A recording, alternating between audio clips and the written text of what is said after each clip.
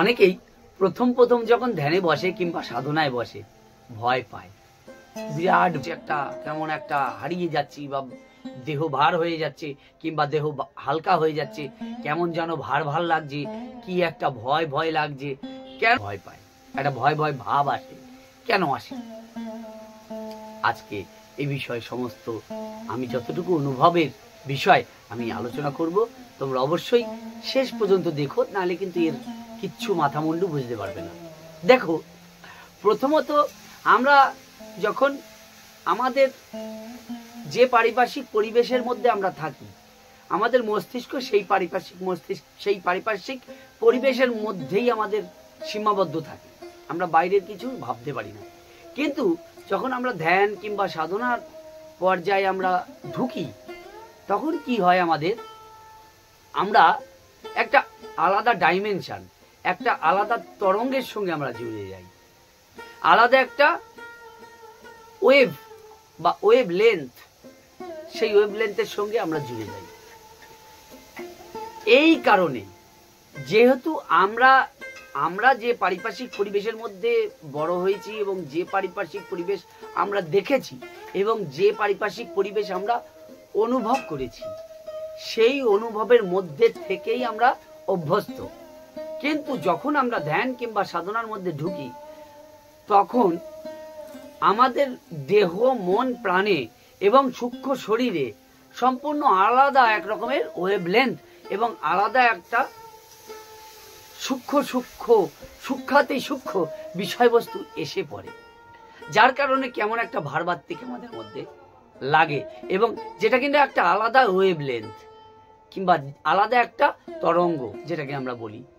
এই তরঙ্গের মধ্যে যখন আমরা পৌঁছই বা যখন আমাদের মন সেইখানে পৌঁছায়, তখন কি হয়, যেহেতু আমরা ওই আধ্যাত্মিক সাধনার বা ধ্যানের সেই পর্যায়ের সঙ্গে হ্যাবিচুয়েট নই বা অভ্যস্ত নই, এই কারণেই আমাদের মনের মধ্যে একটা আলাদা ভয় আসে যে কি হচ্ছে, একটা কেমন একটা হারিয়ে যাচ্ছি বা দেহ ভার হয়ে যাচ্ছে কিংবা দেহ হালকা হয়ে যাচ্ছে, কেমন যেন ভার ভার লাগছে, কি একটা ভয় ভয় লাগছে।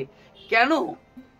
এটা আমাদের মধ্যে কসমিক এনার্জির সঙ্গে খানিকটা আমাদের সংযুক্ত যখনই হয়, তখন আমাদের দেহ, মনে, প্রাণে একটা অভূতপূর্ব পরিবর্তন আসে।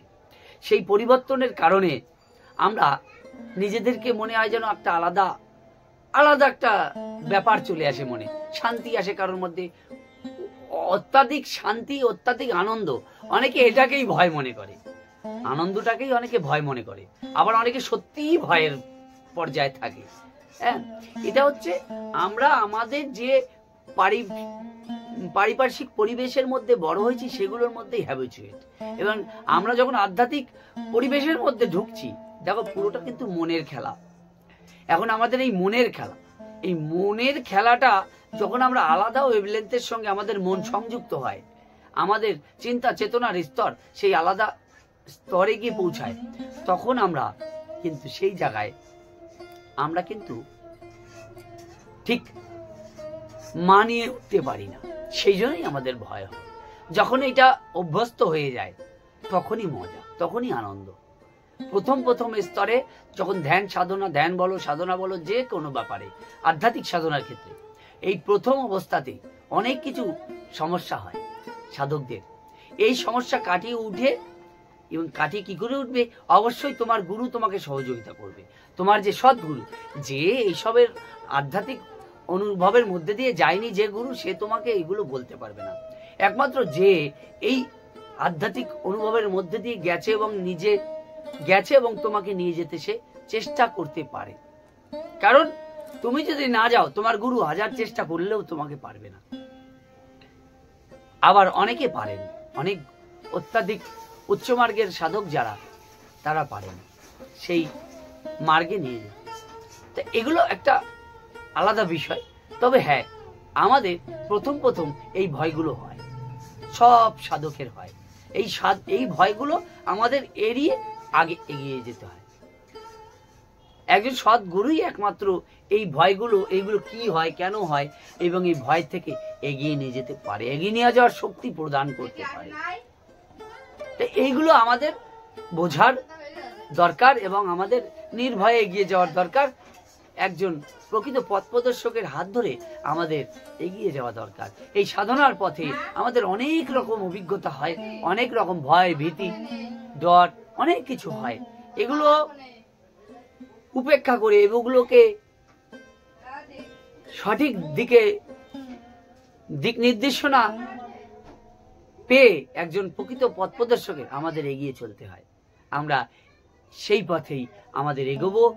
আর যে সাধকেরা সেই পথে পথিক যারা এগোবে তারা সেই দিকে অগ্রসর হবে। আমি এই প্রত্যাশাই সবসময় করব। আধ্যাত্মিক অনুভব অবশ্যই তোমাদের হোক, এই আশা আমি করব। ভালো থেকো, সুস্থ থেকো।